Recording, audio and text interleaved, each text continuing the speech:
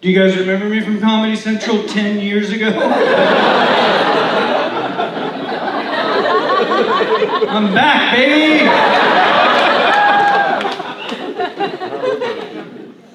What are you guys doing here? Don't you know World War III's about to pop off? Can't believe you were willing to come out right now. World War III's been trending on Twitter for 10 years, 2 times a week. It's coming. This year's the year. But you don't care, you're not scared. That's what I love about living in America. It's getting crazy out there, but you're like, we got tickets. We gotta go to the hotel, the tickets are non-refundable. Let's roll the dice, baby, the bomb's coming tonight. Oh, come on, they're not gonna hit Irvine, dude. This one's a big miss. I'm actually pro World War III. That's how much debt I have. The only way I'm getting out of this mess is total global demise. The first thing I'm doing when World War III actually pops off is calling MasterCard and tell them to eat my entire ass. I told you I wasn't gonna pay you. I don't let anyone near my ass. That's some millennial shit I don't partake in. I will die with an untouched butt. I'm gonna die with the softest butthole on earth. Right now my butthole's so soft that when I fart, it doesn't even sound like a fart. It sounds like 2 children telling each other secrets.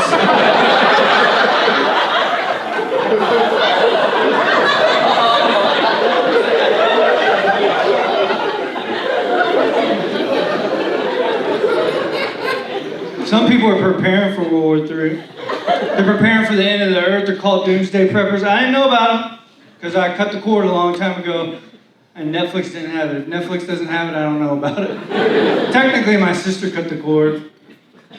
It's still her Netflix. I'm 41. I'm still on my sister's Netflix. I'm not even embarrassed.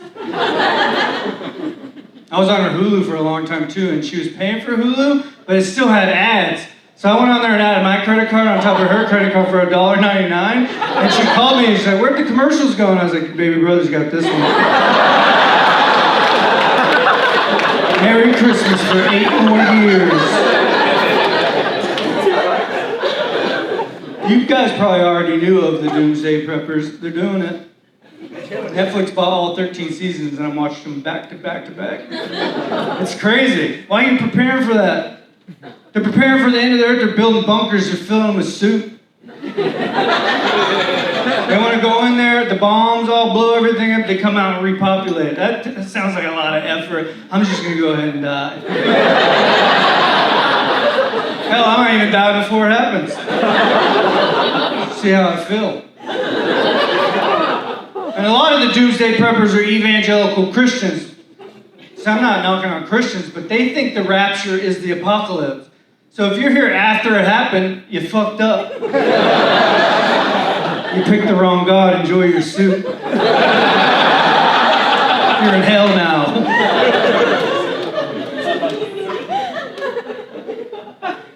Does that make some of you mad? What did he say? He said, Christian? I'm not coming to the Sonesta and be humiliated for my faith.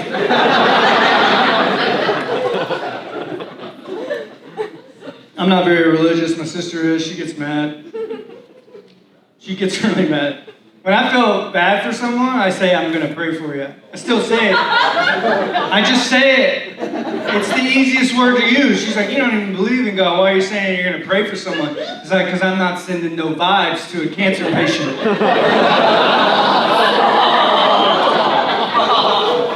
That seems disrespectful. Prayers up, baby.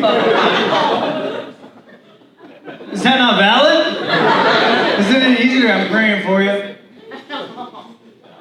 It means I'm thinking about them. What else do you want me to say? Oh, cancer? Bummer! Send the prayer emoji hands.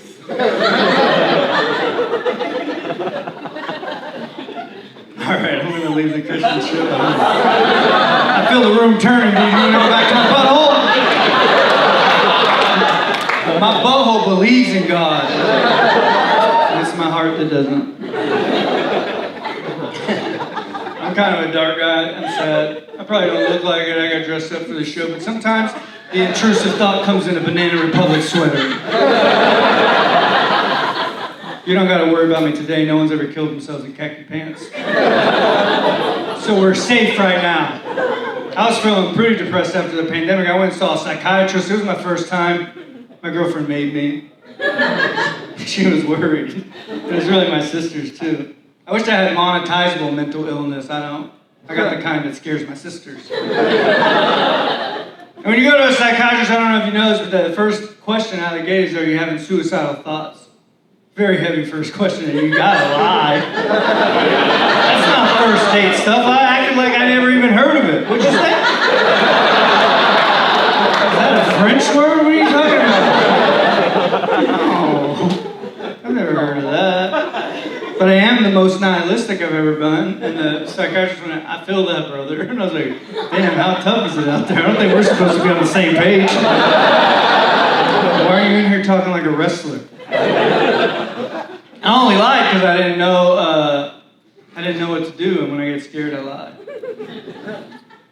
I thought I would get committed, and I'm too lazy for that. I didn't want to go to the hospital. I just wanted to talk to somebody.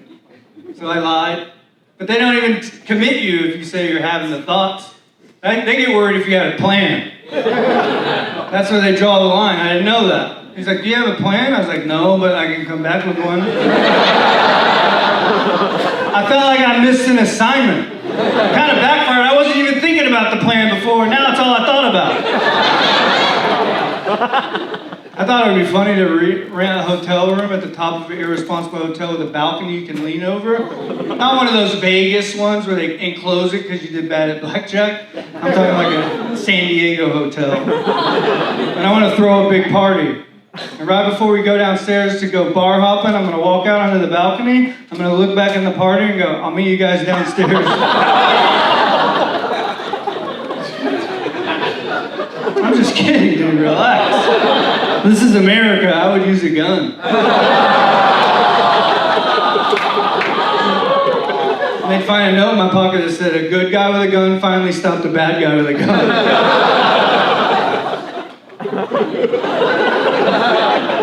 Damn, that was heavy for the Sonesta. Don't worry, I'm fine. Shit's tough out there. I'm gonna live. This Sonesta made me feel better. Now I gotta live because I just had my first child. First time father. I actually feel bad about coming down here because she's only 2 months old. She's just at the house with my girlfriend, just living there. I'm first time father, I'm 41. And I did it out of wedlock because I wanted to confuse the Lord. This isn't even worth it. Why'd you leave your baby, Sonesta? I live in a small apartment. I never felt bad about living in a small apartment. It's all the space that I ever needed, a little one bedroom. Now I feel bad because the baby's looking at me. She don't even know about mansions yet, but she has a look in her eyes that's like, get me the fuck out of here. Why didn't you work harder before I arrived? So then I started looking for one bedrooms in Los Angeles. Not possible. Single family home? Can't afford it. Never going to be able to. My choices literally right now are try to buy a single family home in Los Angeles or buy the entirety of Mississippi. They both have the same amount of working restrooms.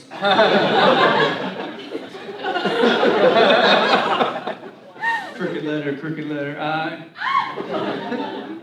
Is that how you guys learned how to spell Mississippi?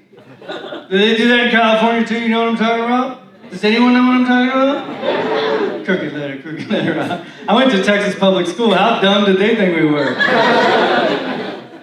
That word has 4 S's and they're like, they can't get it. Crooked letter. We used to count by Mississippis too. Everyone did that. That was in California when you played backyard football. 1 Mississippi, 2 Mississippi.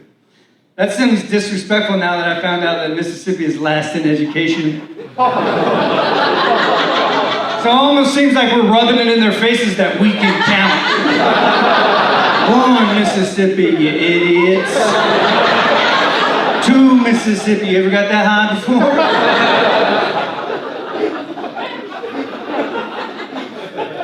Texas isn't that far behind, but I grew up in Texas. My family's from California, though. They moved to Texas right before me and my sister were born, I guess to confuse the shit out of us. I grew up in a rural town in Texas, too, a dry county, one of those evangelical ones I was talking about.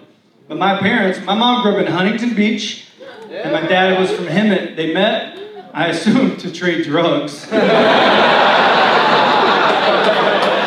And they must have been running from the law to end up in rural Texas. So I grew up in Texas, a real redneck town with California parents. I didn't get to do any Texas stuff. My mom was scared. She didn't like hunting because she didn't like guns. She didn't like football. She thought it was dangerous. Now my mom's been in Texas for 44 years. She's a certified redneck. She got a deer lease. She sends me pictures of deers that she's killed. So where was this bitch when I was trying to make friends in 6th grade? She must have thought I was going to be in Texas for a long time. She must have known she was going to be there because she gave all of her kids country names. She named my sister Tori, my other sister Sue, and me Billy. And doubled down and gave us country middle names. Tori Lee, Sue Ann, and I'm Billy John. My mom's Renee from Huntington Beach, California. What a sense of humor. I'm not trying to knock Texas. It was a beautiful place to grow up, but I'm still confused by some things that went on there. When we were little at our house in Texas, we didn't say penis or vagina. I don't know if my mom was trying to fit in Texas. Did you guys do this? You say hoo-ha, wee-wee, some dumb shit? You're not supposed to do that. You're supposed to be anatomical. I don't think my mom, she was just uncomfortable. It's weird. You guys, no one did this? Everyone was just penis and vagina? Look how smart we are in California. A bunch of young Sheldons.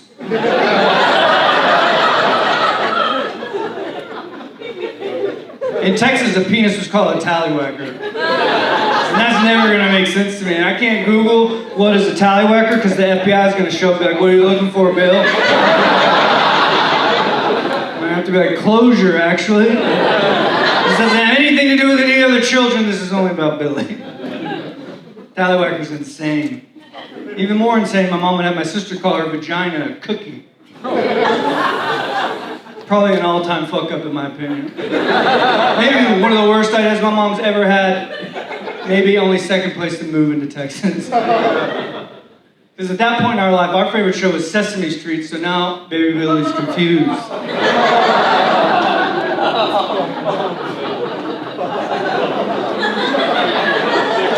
We'd be watching the program and the Cookie Monster would jump out and be like, I'm gonna get some cookies.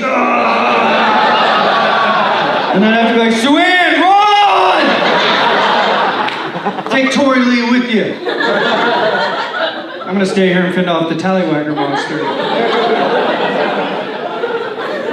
His name's Kevin Spacey.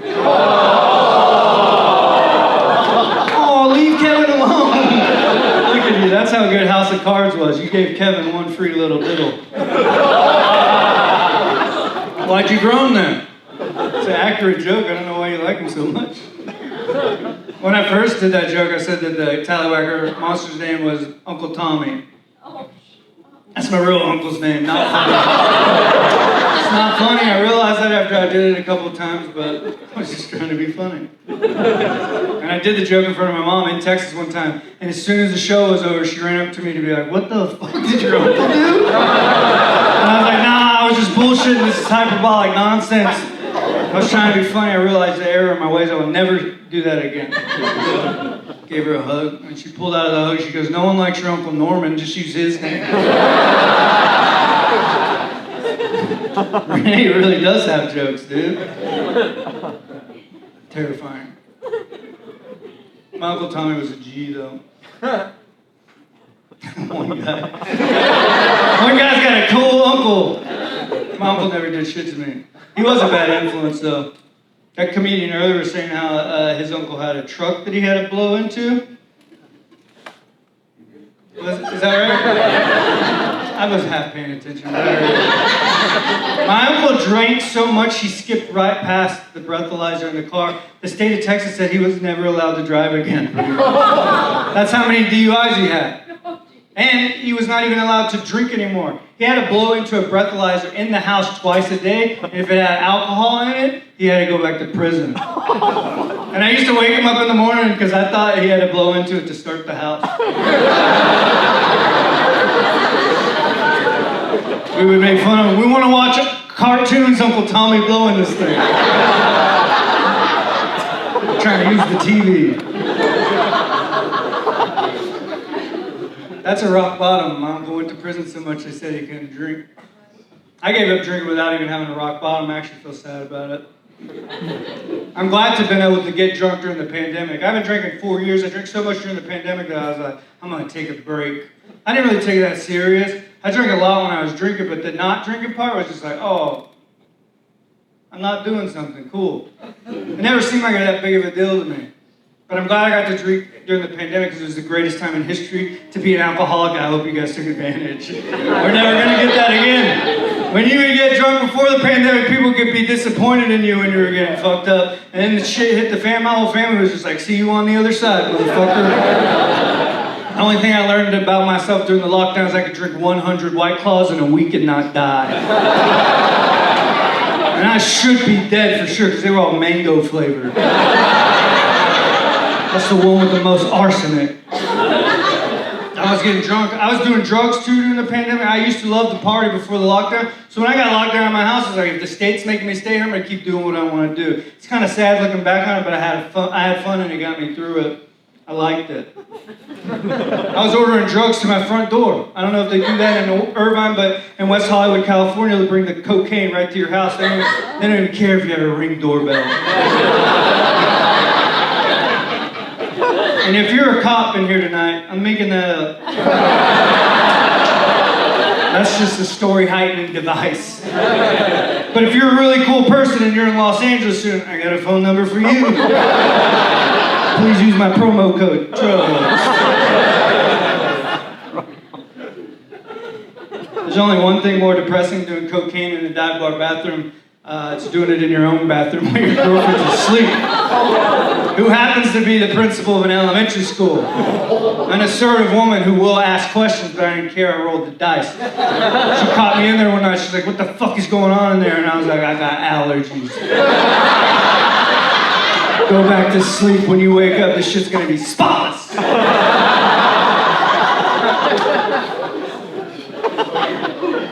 I already made myself look sad, but I'm gonna make myself look even sadder because I trust you guys. One time I did Molly while she was asleep. And I see a kind of older couple, right? Molly is not, I was not cheating on her. It's not a person, it's a designer drug that makes you feel better than you've ever felt ever in your life, all in a condensed 6-hour period. Think about all the times you said bingo. Every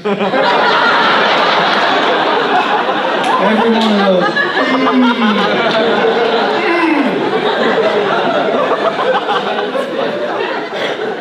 She came into the living room at 4 a.m. She's like, why are your pupils so big? I was like, I got insomnia. Go back to sleep, but before you do, one quick dance. Rub my shoulders hard but soft. Did I ever tell you how beautiful your aura is? It's so purple.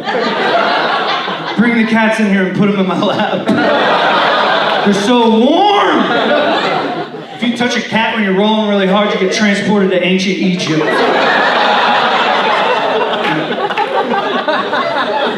King Tut gives you some water.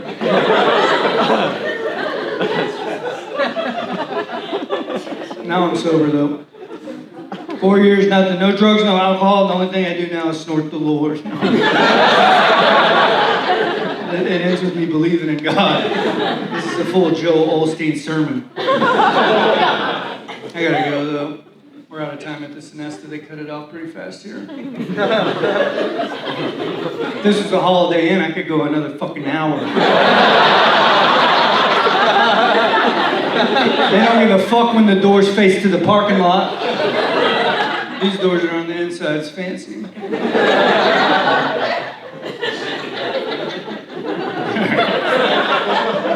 Having fun though. Do I have 5 more minutes, Joseph, or no? Yeah! Alright, I'll tell you how I almost didn't make it here. Not to this show specifically, but I almost didn't make it home. I was just in Florida. Yeah, Florida's ass. Florida sucks so bad, I was like, get me back to where the fires are. I hate it down there.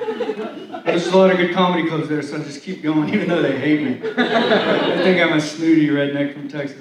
They think I walk with my nose up. But I don't. I got hung up at the airport. It's the first time I ever got stuck at secondary screening. I guess my white privilege was off today. I forgot. Why, you guys are mad? I'm being sarcastic, dude. It was my fault. It's because when I travel, I put Gold Bond powder in my pants. It just makes me feel fresh. I grew up a poor, stinky kid. I like it. You don't have to be mad about it. You don't have to do it if you don't want to do it. I do it. It's fresh. It's the medicated stuff. It's like Dentine ice for your dick. It's incredible. I like to dust up. Just a little snow flurry fill. No one's self-conscious on the plane. No one's getting a whiff of this stanky dick on me. I've covered that shit legitimately. You shouldn't put the powder down there either. There's a cancer scare, but I'm in too deep now. I'm like an 88-year-old woman smoking at the retirement home. You can't tell her shit, you can't tell me shit. I like it, but I squeezed the bottle too hard before I left for the airport. The top flew off. All the Gold Bond went in my pants at one time like someone did a pepper prank on me at the airport. And I wear really tight briefs, and it was a pretty big bottle, so it was all just right here. Just trapped. My dick and balls were in a wintergreen sand trap. It felt incredible. Honestly, I almost just stayed in Florida and made it worth it. Shit was tingling. I was like, my dad's alive again. But I already packed, and the Uber was waiting on me, so I thought, I gotta go. It's not gonna be that big a deal. I'll just go to the airport, and when I get there, I'll go through security, I'll go to the other side, and I'll just scoop it out. I'll find a trash can, I'll offload as much as I can. And leave a little for the flight. That's not what happened though. There was so much Gold Bond in my pants. I'm serious. When I went through the scanner at the airport, it alerted the authorities. There was a commotion propagating through. They called extra people over. You know when you step out and it alerts and they point back at the screen? It looked like my whole ability to procreate had been redacted. It was a big ass box and the guy was like, what's in your pants, sir? And I was like, I know my wiener didn't say that. I'm guessing it's the powder. They finger banged my waistband, they took a sample, they ran it through the balm machine, they did the whole thing. And a dude stepped up, he's like, I gotta pat you down, sir. You want the front of the hand or the back of the hand? He's getting ready to pat down my crotch, he gave me a choice. I don't know if I heard him right, I still don't. I don't even want to look it up. I was just like, front of the hand. I need you to get in there and find out what's going on, brother. Really dig deep. They didn't like the jokes. They're like, you gotta tell us what's in there. I was like, it's Gold Bond, relax. Smell it. Oh my God, I was like, not for $15 an hour, I would not. They legitimately thought I was transporting drugs, and I thought, yeah, that's how I would transport it. I would just put it in there all loose. I don't know if you ever had cocaine on your asshole. That's the craziest way to do it. That will take you to another fucking planet. Just put it in there all loose so I can get on the plane, I guess, and start slapping my thighs if I wanted to. Like an old couch cushion and all the cocaine flies up and everyone in row 6 gets fucked up. I can't wait to get to the Sonesta.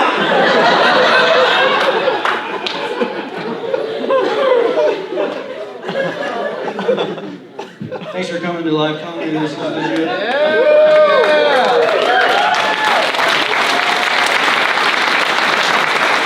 Keep coming to these shows, man. Keep live comedy alive, because this shit is on YouTube and the internet. It's awful. You come here to these things, you don't know who's going to be on the show. It's crazy. You got to see someone maybe you never got to see before. If you saw me online, if you saw me for 1 second, everyone of you would be like, get the fuck out of here. Oblivion. But you kind of got to sit in it, and that's what's great about live shows. It takes a lot of effort to just walk out. Fuck this guy. Online, like, I don't give a fuck. Just get to something that's remotely porn. The internet's ruined everything. I hate it. I want them to shut the shit down. I know we're stuck with it, but it's ruined everything. It's just slaughtered conversation. Real friendships don't even spring up anymore. The internet's terrible. I just want to do live shows for the rest of my life and see real people.